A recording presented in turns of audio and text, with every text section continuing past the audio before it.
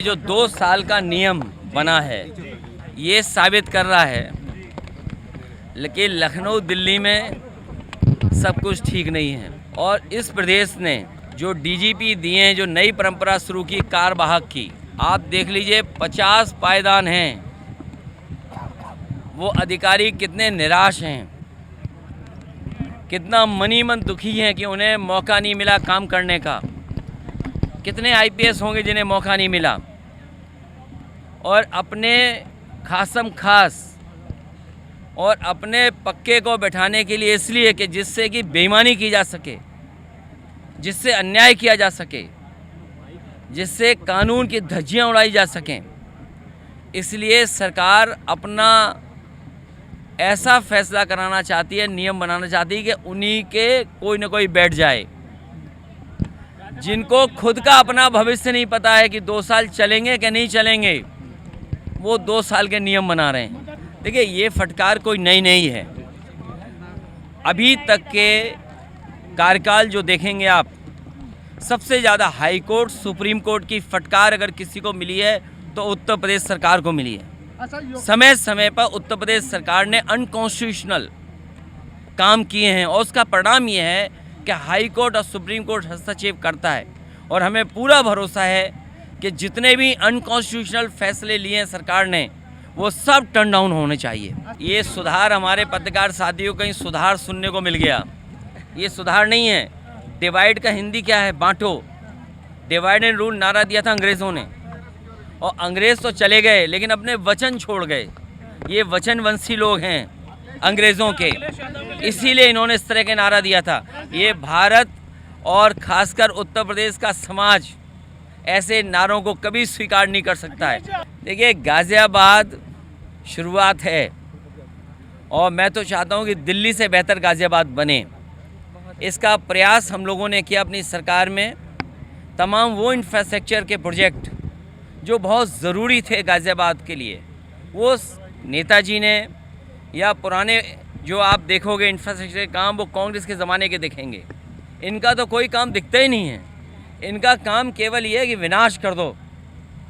इनका काम है काम को रोक दो, तोड़ दो, और उसका परिणाम ये है कि आपका साथी भी, मैं नहीं जानता कि वो साथी कितना करीब आपका लोग होगा, लेकिन पत्रकारों को जिस तरीके से अपमानित होना पड़ रहा है, आप कल्पना नहीं कर सकते। जेल तो भेजा ही भेजा है, और मैं कहता हूँ अगर आप सच दिखाने लगोगे तो आप में से भी कुछ लोग जेल चले जाएंगे। दबाव है सब पर। ये जितने पत्रकार साथी हैं, ये दबाव में काम कर रहे हैं, और दबाव में नहीं काम करते हैं, और अगर निष्पक्ष होकर काम करते हैं तो कई जगह कपड़े उतार दिए गए, नंगा कर दिया गया पत्रकारों को। ये क्या लोकतंत्र है, ये बताइए। देखिए, जो कोर्ट में हुआ, और अधिवक्ताओं के साथ इस तरह व्यवहार पुलिस को नहीं करना चाहिए था। अगर कोई बात कोर्ट की थी तो मैं समझता हूँ कोर्ट में अपने प्लेटफॉर्म है, उन दोनों पक्षों का बात सुनी जा सकती थी। लेकिन पुलिस ने भी अपना गुस्सा क्यों उतारा? किसका गुस्सा उतारा जा रहा है? जो वकीलों को भी अपमानित होना पड़ा। डेट इसलिए बढ़ाई कि भारतीय जनता पार्टी को भनक पड़ गई कि जो लोग छुट्टी लेकर के आए हैं दिवाली की, भैया दूज की और छठ पूजा की, वो सब लोग इतनी छुट्टी लेकर के आए हैं कि वोट डाल के जाएंगे। तो जब भनक पड़ गई इनको, तो इन्होंने चुनाव आयोग से तारीख बदलवा दी। हार के डर से इन्होंने तारीख बदली है, और उन्हें ये भी पता था कि यूपी में जो वोट पड़ेगा, वो जो हार होगी, जो संदेश जाएगा, कहीं इनका महाराष्ट्र का चुनाव भी न गड़बड़ा जाए। ये चुनाव भारतीय जनता पार्टी हार रही है, उसी के वजह से चुनाव टाल रही है। मैदान में आपने देखा होगा पहलवानों को, रिंग से बाहर कौन सा पहलवान भागता है? कौन सा पहलवान रिंग से बाहर भागता है बार बार? जो हारता है। इसीलिए कभी अयोध्या का चुनाव टाला इन्होंने, और ये अब तारीख बदल दी। जब इन्हें यही बढ़ाना था तो ये पहले भी तो चुनाव करा सकते थे, जिन तारीखों में आज चुनाव हो रहे हैं। क्या वजह कि इन्होंने तारीख बदल दी? इसका फायदा मिलेगा क्या भाजपा को? वो कोई ना कोई खास तैयारी भाजपा कर रही होगी, जो समय उन्हें नहीं मिला, जो समय नहीं मिला। बीजेपी की जो खास तैयारी है वो पुलिस को आगे करके है। जब आप मुख्यमंत्री जी से ये सुनते हो कि मैं रामपुर बना दूंगा, इसका मतलब ये है कि वोट नहीं डालने देंगे।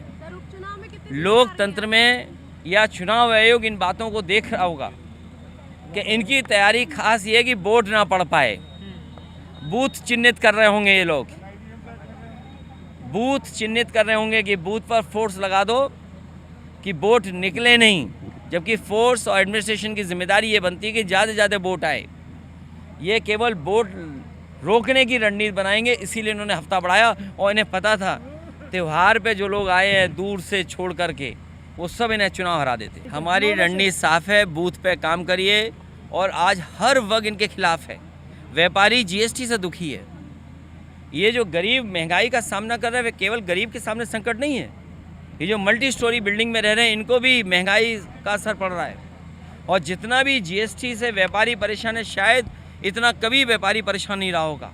आपको ये बीजेपी से पूछना चाहिए कि जो लोग परिवारवादी आरोप लगाते थे, वो कहाँ रिश्तेदारवादी में फंस गए, जिन्हें प्रत्याशी नहीं मिला। और मैं आज कह के जा रहा हूँ आपसे, अभी तक की सबसे बड़ी जीत और सबसे बड़ी हार आप करहेल विधानसभा से देखोगे। जी न्यूज़।